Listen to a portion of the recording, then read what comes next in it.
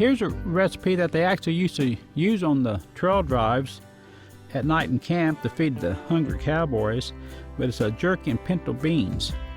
And what the ingredients are is 2 quarts of water, 2 pounds of pinto beans, and you want to spread them out on the counter and clean all the little rocks and dirt and stuff out of them, then rinse them in a nice warm water. And I usually like to let the beans soak for about 30 minutes to 45 minutes in warm water before I use them.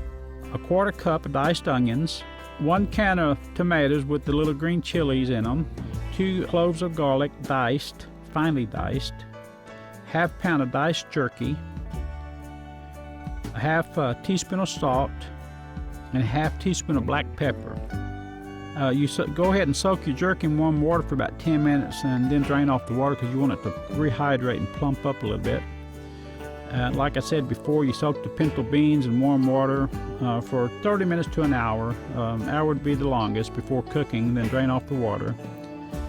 You bring 2 quarts of water to boil and add entire list of ingredients, which would be the beans, the diced jerky, and the salt and pepper. And you let it boil for about 30 minutes at a real vigorous boil, and then reduce the heat and simmer for 1 to 2 hours until the beans are soft. And I like to serve it with homemade cornbread.